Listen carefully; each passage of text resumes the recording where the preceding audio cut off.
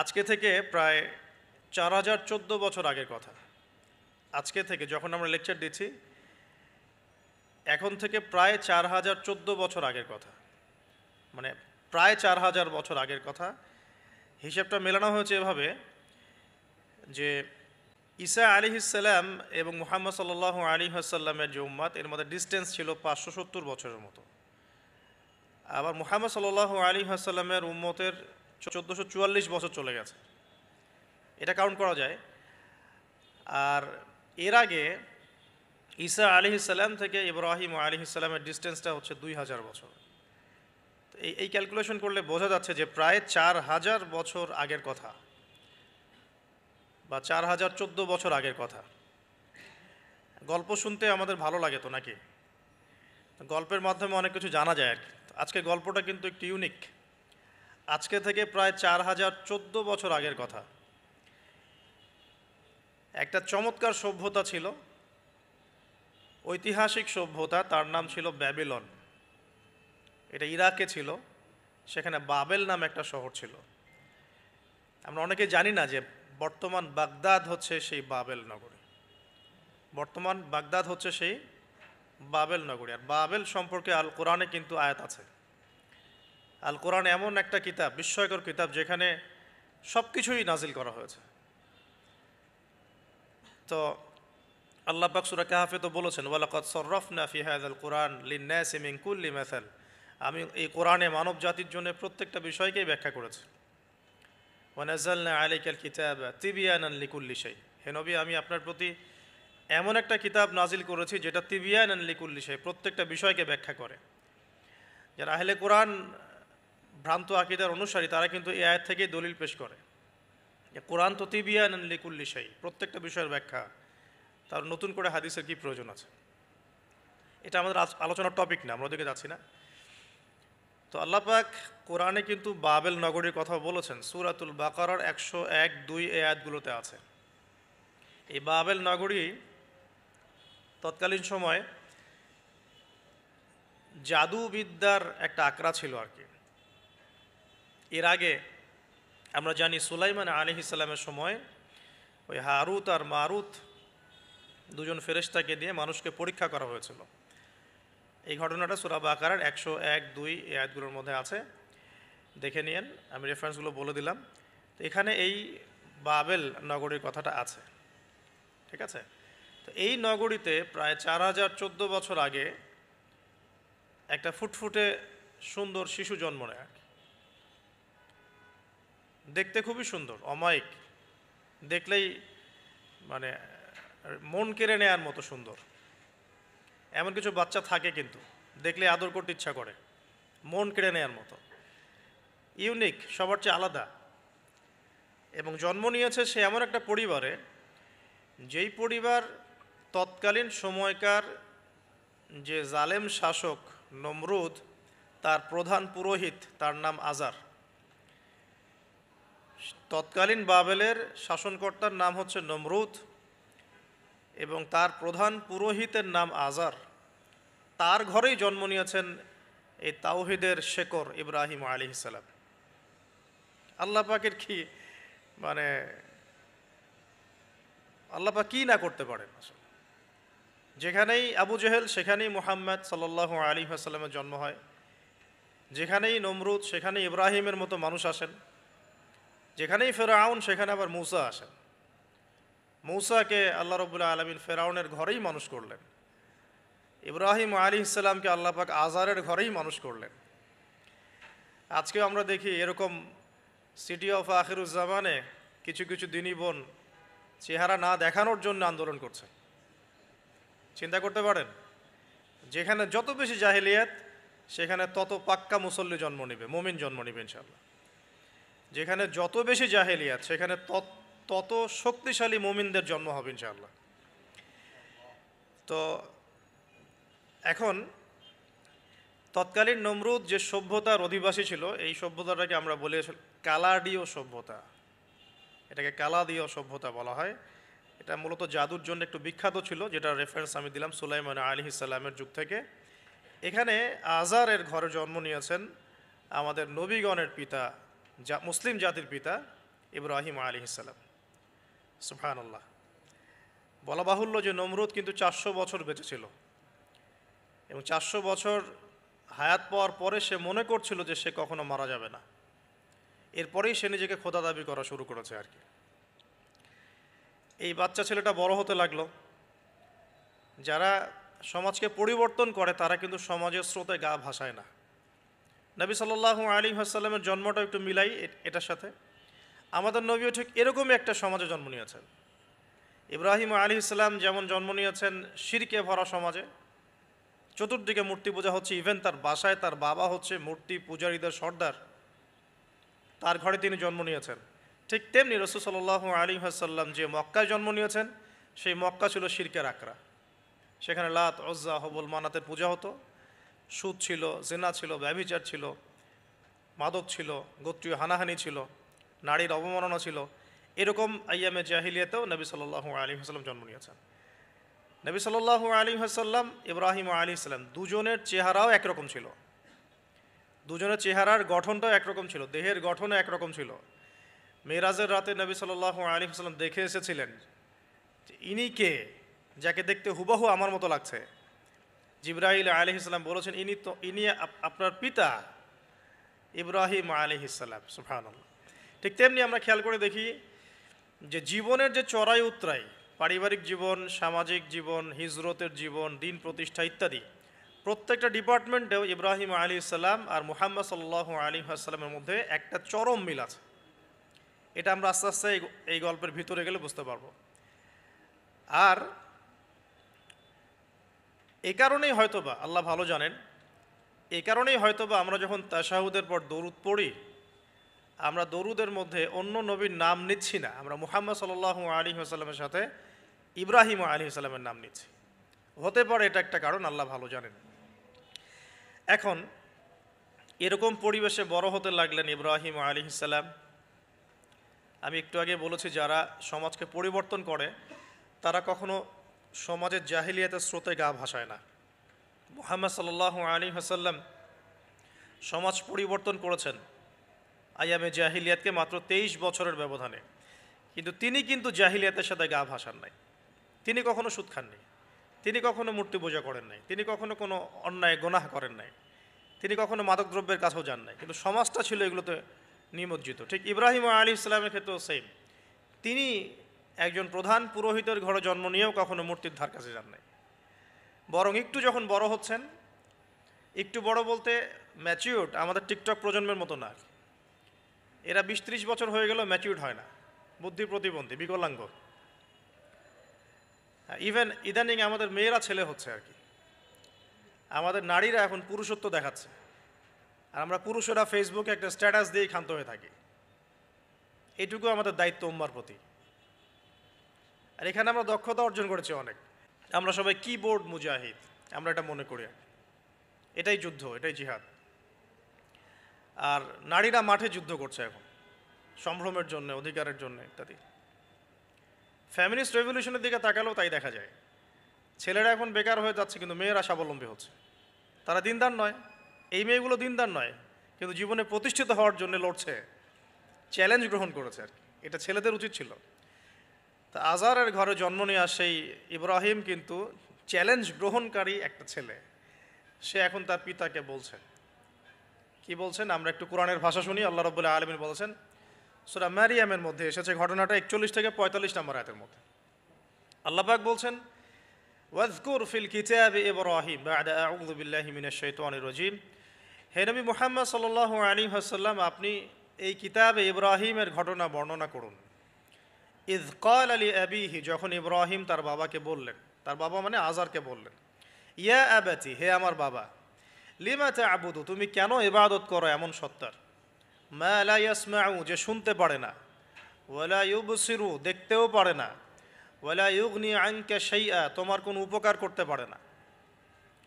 একটা ছেলে যার বয়স হবে 15 থেকে 20 হয়তো বা হাইয়েস্ট, তার কাছে কি এমন জ্ঞান আসলো যে সে তার বাবাকে এখন চ্যালেঞ্জ করছে, তার জ্ঞানতাত্ত্বিক যুদ্ধ শুরু হলো, আদর্শিক যুদ্ধ শুরু হলো বাবার সাথে। হে আমার বাবা, আপনি কেন এমন সত্তার ইবাদত করছেন যে শুনতেও পারে না? অসারতা দেখিয়ে দেওয়া হচ্ছে চোখে আঙ্গুল দিয়ে, দেখতেও পারে না, আপনার তো কোনো উপকারও করতে পারে না, কোনো ক্ষতিও করতে পারে না।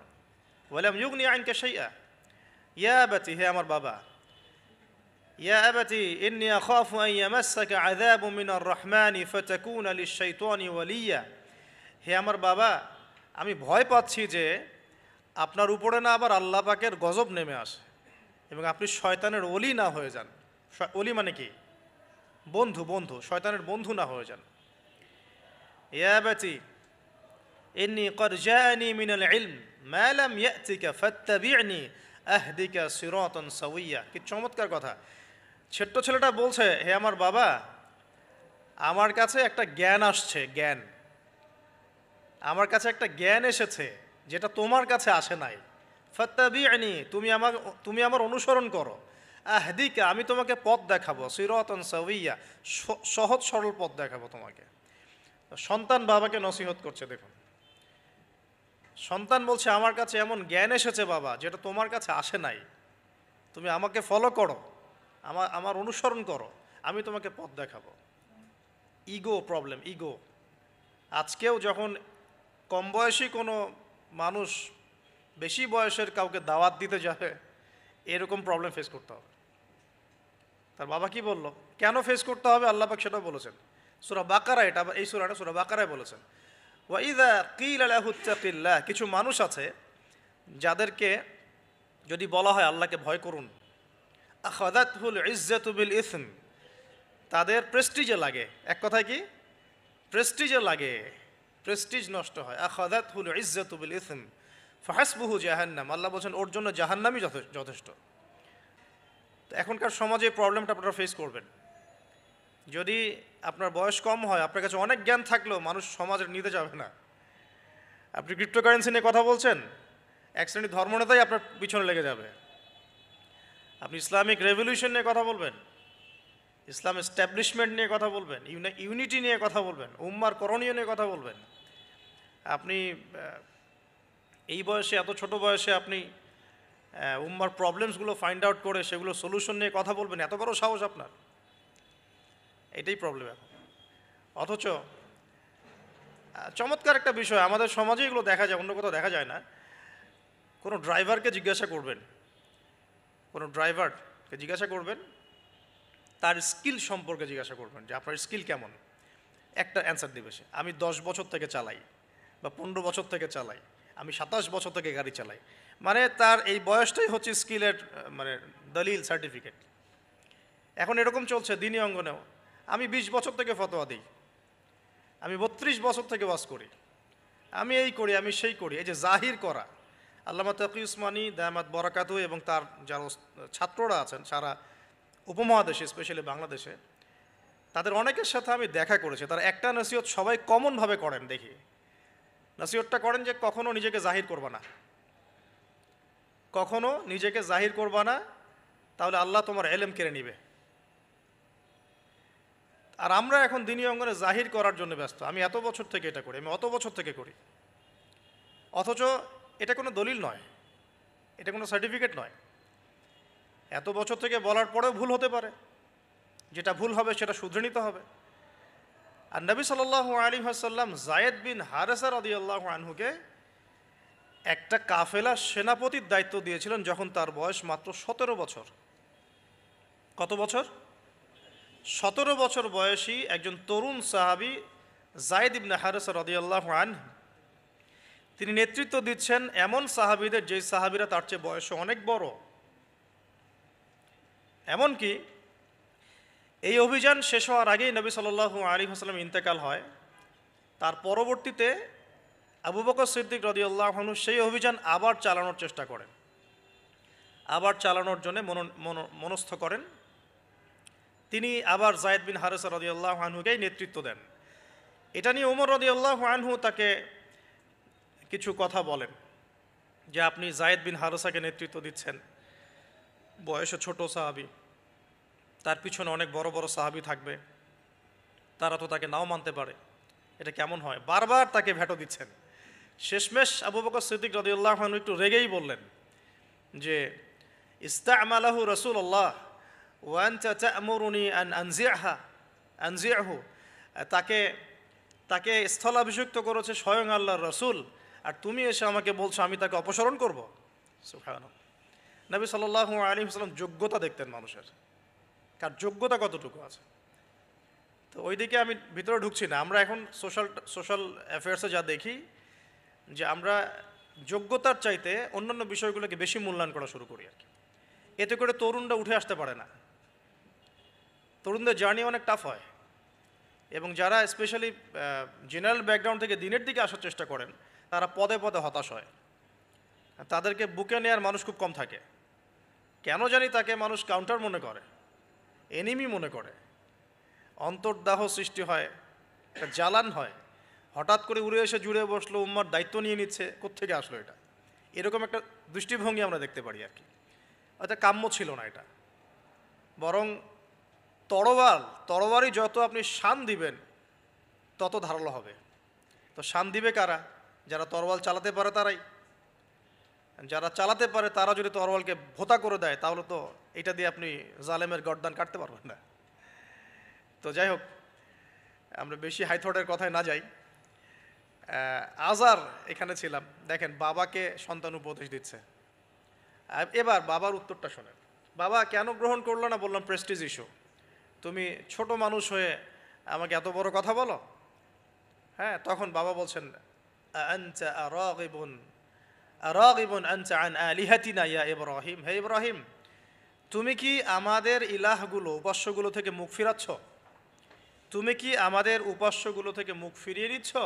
রাগিবুন আনতা আন আলিহাতিনা ইয়া ইব্রাহিম লা ইল্লাম তানতাহি, যদি বিরত না হও, ঠিক যেমন থ্রেট আমাদেরকে করা হয়, যদি বিরত না হও, লা ইল্লাম তানতাহি লা আরজুমান্নাকা লা ইল্লাম তানতাহি লা আরজুমান্নাকা রাহজান মালিয়া।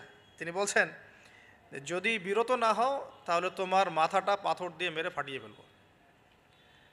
আরজুমান্নাকা মানে রজম করবো। রজম মানে কি? যে কোমর পর্যন্ত গেথে পাথর মারা, বিবাহিত পুরুষ জেনা করলে যেটা শাস্তি হয় আর। লা ইল্লাম তানতাহি, যদি বিরত না হও, লা আরজুমান্নাকা রাহজান মালিয়া, দূর হও এখান থেকে বের হও হতভাগা, আমরা বলি না, দূর হও এখান থেকে, ঠিক ওই রকম।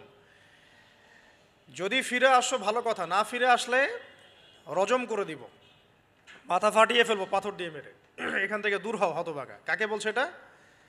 ইব্রাহিম আলাইহিস সালামকে। এবার তিনি খুব নরম সরম মানুষ, শান্তিকামী মানুষ। তিনি বলছেন ক্বালা সালামুন আলাইক। এই সালামুন আলাইক কথাটা শিখে নেবেন, জীবনে অনেক ক্ষেত্রে কাজে লাগবে। সালামুন আলাইক মানে আপনার উপর শান্তি বর্ষিত হোক।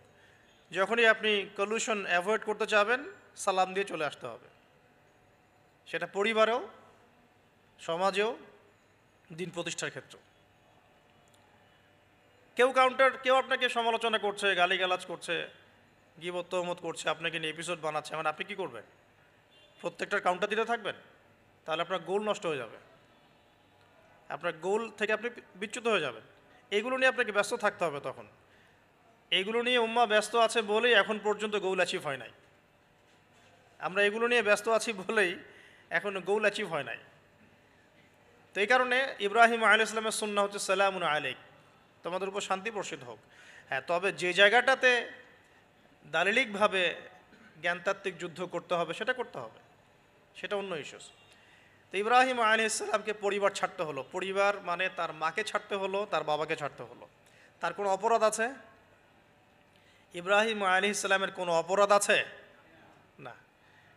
এখন আমরা তো অনেক সময় মনে করি আমি তো নিরপরাধ, নির্দোষ, তাহলে আমার উপরেই কেন এরকম হচ্ছে? ইব্রাহিম আলাইহিস সালামের কোনো অপরাধ আছে? নাই। তাকে ঘর ছাড়তে হলো, বাড়ি ছাড়তে হলো, তার বাবা তাকে বের করে দিলেন। এখান থেকে লেসন নিয়ে নেন আজকের প্রথম লেসন, যে আপনি আমি যদি হকের উপর থাকি, সর্বপ্রথম বাধাটা পরিবার থেকে আসতে পারে, কারণ সবার পরিবার একরকম না। এখনকার মেজরিটি সংখ্যক পরিবারগুলোই জাহেল, একদম জাহেল, বস্তুবাদী, জানোয়ারের মতো। মানে খাও দাও, সেক্সুয়াল সম্পর্ক, বিয়ে শাদী, সন্তান, এর বাইরে কিচ্ছু চিন্তা করতে পারে না। দুনিয়া আর দুনিয়া, এর বাইরে কিচ্ছু চিন্তা করতে পারে না। ইল্লা মাশা আল্লাহ, কিছু পরিবার আছে এর বাইরে, তাদের কথা আলাদা। সবাই তো আর ছোটোবেলা থেকে আধ্যাত্মিক পরিবার পায় নাই, দিনই পরিবার পান নাই, আর এটার পরিমাণ দিন দিন কমেই আসছে। ম্যাক্সিমাম পরিবার এখন জাহান্নামের টুকরা আর কি। আল্লাহ পাক পরিবারকে বলেছেন জাহান্নাম থেকে বাঁচাও, কু আনফুসাকুম ওয়া আহলিকুম নারা। এখন ওই পরিবারই হয়ে গেছে জাহান্নামের টুকরা। আপনি দিনের পথে চলতে চাইলে প্রথম হোঁচটটা পরিবার থেকে খেতে পারেন। এটা ইব্রাহিম আলাইহিস সালামের জীবনেও যেমন হয়েছে, মুহাম্মদ সাল্লাল্লাহু আলাইহি ওয়াসাল্লাম জীবনেও সেম। ওই যে মিলাচ্ছিলাম কীভাবে, তার ক্ষেত্রেও সেম।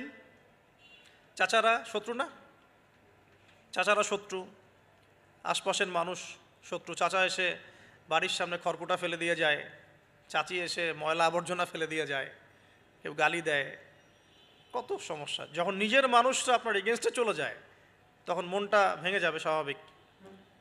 কারণ নিজের মানুষটা সারা দুনিয়া যদি আপনার বিপক্ষেও থাকে, কাছের কিছু মানুষ আপনার পক্ষে থাকে, তখন আপনি বাসাতে অ্যাটলিস্ট সিংহ, তখন বাসা থেকে এনার্জি নিয়ে বাইরে যুদ্ধ করতে পারবেন। কিন্তু বাহিরে সবাই মোটামুটি ধরেন যে আপনার পজিটিভ, তো বাসায় এসে দেখলেন যে বাসায় আপনার কোনো রকম অনুকূল পরিবেশ নাই, তখন বাইরে সিংহ হলে বাসায় বিড়াল হয়ে থাকতে হবে তখন। দেখেন ইব্রাহিম আলাইহিস সালামের জীবনে আর মুহাম্মদ সাল্লাল্লাহু আলাইহি ওয়াসাল্লামের জীবনে একটা স্পেশাল নেয়ামত ছিল, সেটা হলো স্ত্রীদের নেয়ামত। স্ত্রীদের নেয়ামত। বাহিরে মানুষ অনেক কিছু বলছে, গালিগালাজ করছে, মারছে, কাটছে, থুতু দিচ্ছে, সমালোচনা করছে, কিন্তু বাসায় ইব্রাহিম আলাইহিস সালামের আছেন সারা, হাজেরা, আর মুহাম্মদ সাল্লাল্লাহু আলাইহি ওয়াসাল্লামের আছেন খাদিজা রাদিয়াল্লাহু আনহা। অ্যাটলিস্ট বাসায় আপনি একটা কি বলবো যে বড় একটা প্রশান্তির জায়গা আপনার বাসায় আছে। তো এটা একটা বড় নেয়ামত যেটা ইব্রাহিম আলাইহিস সালাম এখন হারালেন। হারালেন কিভাবে? বাবা বাসা থেকে বের করে দিল। তো এখান থেকে বুঝতে হবে যে দিনের পথে চলতে গেলে প্রথম বাধা পরিবার থেকে আসতে পারে। তাই বলে তাদের সাথে কোনো রকমের দ্বন্দ্ব সংঘাতে যাওয়া যাবে না। সালামুন আলাইক, সালামুন আলাইক, তোমাদের উপর শান্তি বর্ষিত হোক। ইব্রাহিম বলছেন সালামুন আলাইক, হে বাবা আপনার উপর শান্তি বর্ষিত হোক। তাই না, আরও বলছেন সাস্তাগফিরুল্লাকা রব্বি, আমি আপনার জন্য আল্লাহর কাছে ক্ষমা চাইব ইনশাআল্লাহ। ইন্নাহু কানা বি হাফিয়া, তিনি আমার প্রতি খুব মার্সিফুল, আশা করি তিনি আমার দোয়া কবুল করবেন। কিন্তু যখন তিনি জানতে পেরেছিলেন যে তার বাবা শিরকের উপর আছেন, আল্লাহ পাক মাফ করবেন না, সূরা তওবার মধ্যে আছে, তখন থেকে তিনি আর ক্ষমা চান নাই, বাবার জন্য ক্ষমা চান নাই। তো এবার ইব্রাহিমের সফর শুরু হলো একাকিত্বের সফর। তার মানে একটা বিষয় এটাও শিখতে হবে, হকপন্থীদের সাথে আল্লাহর দেয়া একটা বিশেষ নিয়ামত হচ্ছে একাকিত্ব। হকপন্থীদের লাইফে আল্লাহ পাকের পক্ষ থেকে একটা বিশেষ অনুগ্রহ হচ্ছে একাকিত্ব। মানে একাকিত্ব কেন নিয়ামত বললাম? কারণ একাকিত্ব মানুষকে আল্লাহ চিনিয়ে দেয়। অনেক আলেম দেখবেন যারা জেল টেল খেটে বের হয়েছেন, তারা সবাই একটা কথা বলবেন, জেলখানায় আমরা আল্লাহকে চিনেছি। সব আলেমরা এই কথা বলে যারা ওখান থেকে বের হয়ে আসে। কারণ একাকিত্ব মানুষকে গভীরভাবে ভাবায়, আল্লাহকে পাওয়ায়, আল্লাহর কাছে দোয়া করতে শেখায়, মানুষকে বোঝায় যে আল্লাহ ছাড়া কেউ নাই সাহায্য করার। তো যারা হকপন্থী হয় একাকিত্ব তাদের বরণ করতেই হয়, এটা মাথায় রেখে পথ চলতে হবে। ইব্রাহিম আলাইহিস সালাম পথ চলা শুরু করলেন। এবার কি হলো, তিনি কি বাসা থেকে বের হয়ে সেই এলাকা ওই নমরুদের দেশ ছেড়ে চলে গিয়েছিলেন? উত্তর না, প্রথমে তিনি চলে যান নাই। প্রথমে তিনি ওই সমাজেই থেকেছেন, থেকে দাওয়াত দেওয়ার চেষ্টা করেছেন। তিনি ওই সমাজেই থেকেছেন, থেকে দাওয়াত দেওয়ার চেষ্টা করেন, ঠিক মুহাম্মদ সাল্লাল্লাহু আলাইহি ওয়াসাল্লামের মতোই। সমাজের মানুষ যখন নির্যাতন নিপীড়ন করছেন, তিনি কি শুরুতেই সমাজ ছেড়ে বের হয়ে চলে গেছেন? না, 13 বছর দাওয়াত দিয়েছেন। কত বছর? 13 বছর। তো ইব্রাহিম আলাইহিস সালাম সমাজের মানুষকে দাওয়াত দেন। কিভাবে দেন? কোরআনে এভাবে ভাষা আসছে। আমি সূরাগুলোর নাম বলে দিই, আপনারা একটু চেক করে নিয়েন। সূরা আম্বিয়ার মধ্যে আসছে, সূরা সফফাতের মধ্যে আসছে, সূরা আনআমের মধ্যে আসছে। তো তিনি দাওয়াত দেন এভাবে যে ওয়াইজ ক্বালা ইব্রাহিম, যখন ইব্রাহিম বললেন লিআবিহি ওয়া কওমিহি, তার বাবাকে এবং তার কওমকে বললেন, মা হাযিহি তামাসিলুল্লাতী আনতুম লাহা আকিফুন, তোমরা এইসব কি মূর্তির উপাসনা করো, এদের চারপাশে ঘুরতে থাকো, কি সব করো? তো তারা বলে যে নাহনু বাল ওয়াজাদনা আবাআনা কাযালিকা ইয়াফআলুন, আমরা আমাদের বাপ দাদাদেরকে দেখেছি এইভাবেই করতে। তাদের রেফারেন্স কিন্তু এটাই ছিল, কোনো দালিলিক জ্ঞানতাত্ত্বিক যুক্তি বিজ্ঞান দর্শন এখানে নাই। এখানে কি ফিলোসফিটা কি? বাপ দাদাদেরকে দেখেছি করছে। তো এটা দিয়ে আবার অনেক সময় বাংলাদেশে আবার একটা ট্রেন্ড চালু করা হয়েছে যে তোমরা দীর্ঘদিন 1200 বছর থেকে যে ইসলামটা ফলো করে আসছো ওটা ভুয়া, আমরা যেটা নতুন মডারেশন দিচ্ছি এটাই সঠিক। এই দলিল সেম না। এখানে অমুসলিমদেরকে দাওয়াত দেওয়া হচ্ছে। অমুসলিমরা বলছে যে আমরা বাপ দাদাদেরকে দেখেছি যে তারা এভাবেই মূর্তি পূজা করতো, আমরা তাই করি। এটার সাথে কি হানাফি মাযহাবকে মিলাবেন আপনি? হ্যাঁ, হানাফি মাযহাব বাপদাদা থেকে চলে আসে, ভুয়া, নতুন যেটা দিচ্ছি এটাই সঠিক। আস্তাগফিরুল্লাহ। তো আমরা হাত চেঞ্জ করাটাকে এখন মনে করি হিন্দু থেকে মুসলমান হইলাম মনে হয়, হাত বদল করাটাকে মনে হয় যে হিন্দু থেকে মুসলমান হয়েছি মনে হয়। গভীরে ঢোকেন, ওলামায়ে কেরামদের মানে দার্সে গিয়ে বসে গভীরে ঢুকলে বুঝতে পারবেন যে ইসলামিক স্কুল অফ থটগুলা প্রত্যেকটারই ভিত্তি আছে, এগুলোর গভীর শেকড় আছে, ভিত্তি আছে। আল্লাহ, রাসূল এবং রাসূলের সাহাবীগণ, এই তিনটাকেই মানতে হবে। আপনি যদি বলেন যে আমি সাহাবীদেরকে মানি না, খালি আল্লাহ এবং রসুলকে মানি, তাহলে আল্লাহকে রসুলকে মানতে পারবেন না। সাহাবীদের অনুসরণ না করলে রসুলকে ফলো করতে পারবেন না। তো ওইটা আজকের ইস্যু না, এটা ফিকহি অনেক ব্যাপার, গভীর ব্যাপার, এটা অন্যদিন কথা হবে। এই দলিল আর এই দলিল কিন্তু সেম করা যাবে না। আবার যে আমরা বাপ দাদা থেকে দেখে আসছি তোমরা নামাজ এইভাবে পড়ো, এই নামাজ ওই দলিল চলবে না, আমারটা ঠিক, এটা ঠিক না। নামাজ যেটা পড়ে আসে তারা, এটা ঠিক আছে, এর প্রত্যেকটা দলিলের মধ্যে অথেন্টিসিটি আছে। এরকম করে সমাজে ফিতনা ছড়ানো ঠিক হবে না, বিভ্রান্তি ছড়ানো ঠিক হবে না। এখন আসুন, ইব্রাহিম আলাইহিস সালামকে কি আনসার দিচ্ছেন? আমরা আমাদের পিতা মাতাদেরকে দেখেছি, বাপ দাদাকে দেখেছি এরকম তাওয়াফ করতে, মূর্তির চারপাশে পূজা করতে, নজর দিতে।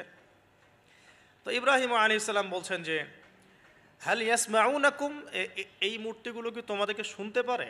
ইয তাদউন, যখন তোমরা একে ডাকো। হাল ইয়ানফাউনাকুম, তোমাদের কোনো উপকার আসতে পারে? আও ইয়াদুররুকুম, তোমাদের কোনো ক্ষতি করতে পারে? তার দলিলগুলো কিন্তু অকাট্য। ইব্রাহিম আলাইহিস সালামের দলিলগুলো কিন্তু এখানে, যুক্তিগুলো কিন্তু অকাট্য। আসলে কি সে শুনতে পারে? আসলে কি সে দেখতে পারে? আসলে কি সে তোমার উপকার করতে পারে? তাদের কিন্তু কিছু বলার নাই এখানে। তারা বলছে বাল ওয়াজাদনা আবানা কাযালিকা ইয়াফআলুন, আমাদের পিতা মাতা বাপ দাদাদেরকে দেখেছি এইভাবেই করতে। ইব্রাহিম আলাইহিস সালাম বলছেন যে ইন্নাকুম আনতুম লাফি দালালিম মুবিন, তোমরা তো সুস্পষ্ট বিভ্রান্তির মধ্যে আছো তাহলে। তো এরকম আরও অনেক আয়াত আছে সূরা সাফফাতের মধ্যেও, ওয়া ইন্না মিন শিআতিহি লা ইব্রাহিম ইয জাআ রাব্বাহু বিকলবিন সালিম ইয ক্বালা লিআবিহি ওয়া কওমিহি মাযা তা'বুদুন, তোমরা কিসের ইবাদত করো? আইফকান আলিহাতান দুনাল্লাহি তুরিদুন, তোমরা কি আল্লাহ সম্পর্কে মিথ্যা মিথ্যা মিথ্যা আরোপ করতে চাচ্ছ? ফামা যন্নুকুম বিরব্বিল আলামিন, আল্লাহ রাব্বুল আলামিন সম্পর্কে তোমাদের কি ধারণা? এভাবে তিনি তার কওমকে দাওয়াত দিতে লাগলেন, কিন্তু তাদের কওমের দলিল একটাই ছিল, বাপ দাদাদেরকে দেখেছি এভাবে মূর্তি পূজা করতে, তাই করি।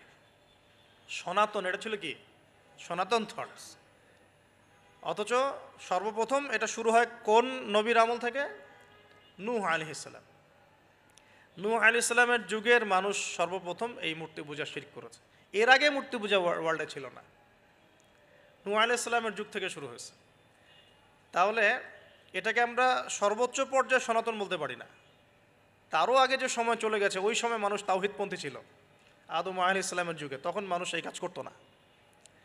শুরুটা কেমন করে হলো? ভালো উদ্দেশ্যেই শুরু হয়েছিল, ভালো মনে করে। কেমন? যে মানুষ এরকম চিন্তা করে নিয়েছিল যে এই মানুষগুলো লাত, উজ্জা, হবল, ইয়াগুথ, ইয়াউক, নাসর, ইয়াগুথ, ইয়াউক, নাসর, এই ভালো মানুষগুলো আল্লাহর খুব নেককার বান্দা ছিলেন। তাদের স্ট্যাচু তৈরি করা যায়, তৈরি করলে কি হবে? এগুলোকে দেখলে আমাদের আগ্রহ জন্মাবে ইবাদত করার ব্যাপারে। এটা ছিল ওদের থটস। শয়তান এভাবেই তাদেরকে ইনফ্লুয়েন্স করেছিল আর কি, তারা তাই করলো।